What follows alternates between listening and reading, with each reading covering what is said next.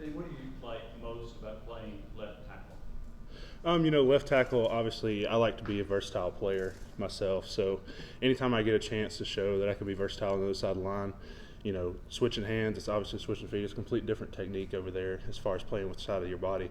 So, as long as I get the chance to show that I'm a versatile player, anytime I get that chance, I love it. Eric? Dayne, are you moving inside at all and getting some reps at guard? And if so, are you flipping from, right and left, getting reps on both sides at both positions? Yeah, so right now it's been particularly, right tackle a majority, but I have been getting a bunch of right guard snaps and, filling in there with the twos and working that out. So, just playing both of those positions, seeing which one's going to level out and which one they would rather me fit at. But I'm going to end up being a guy, I think, in the season to where I feel like I'm a guy that knows the playbook good enough to where, if they need me to bump inside, if something, happens, I can bump inside.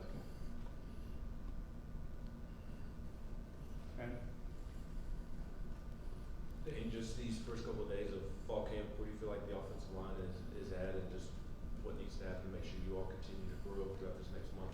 Man, progressing fast. This time last year, it's night and day. So, just getting more guys in the room up there, getting in the playbook more, knowing their stuff. So that way, the ball snapped quick, got to know what you're doing. Defense is going to change right before we snap. So knowing inside and out of that playbook. And, I just feel like our O-line group right now is really tight. I think we're with each other.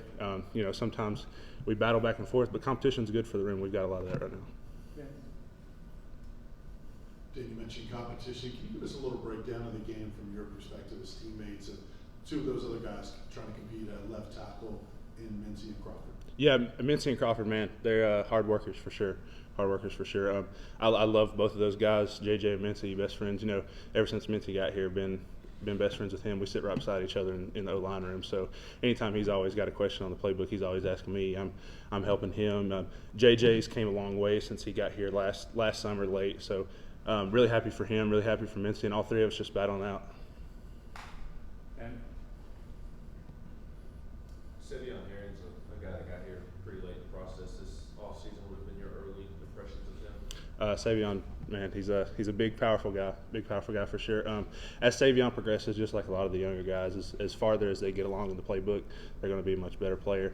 They're really good players now. It's just, getting them along as far as knowing when stuff happens, what to do. But a big, strong guy is going to be a good player. Eric and then Patrick?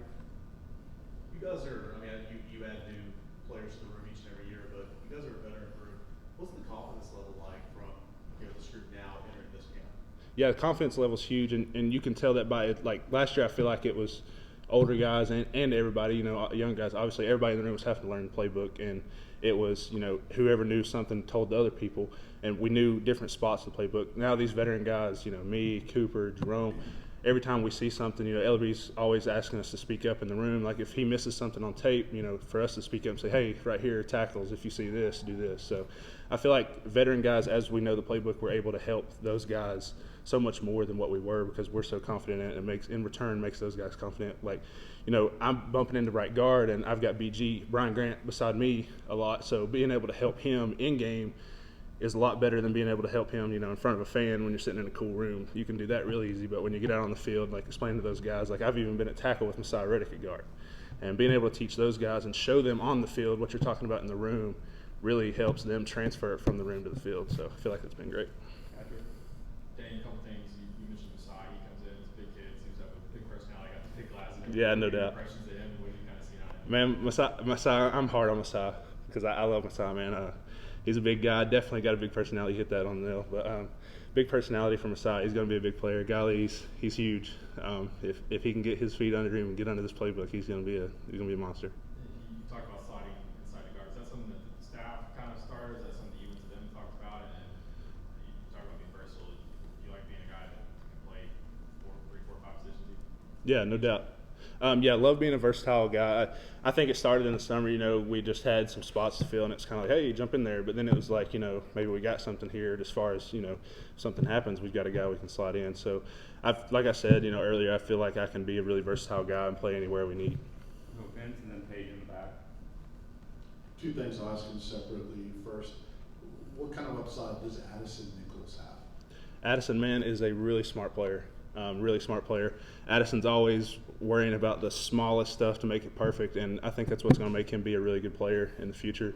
Addison's still learning the technique just like all the other guys, but just like I said about all the other younger ones, you know, once these guys, especially Addison, I mean, he's the smartest of the bunch in my opinion. That's not a remark against any of the other guys, but Addison's a super smart player. He needs to be ready to help us this year.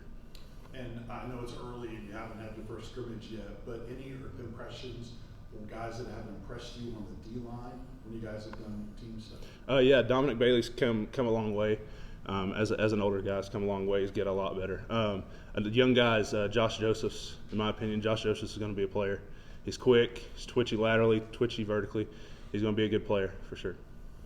You talk a lot about the veteran experience and the depth that you guys have on this unit. Where do you think you guys will make the most progress within the offensive line in your unit? Finishing, to be honest, finishing late in the play.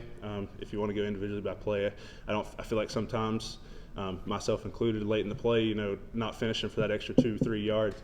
And I feel like this year, really making a point to finish on the inside of guys, finish upfield with guys, and you know, push that extra 5-6 yards to where we make 7-8 yard plays into 10, 12, 14 yard plays, and just keep trucking down the field for sure.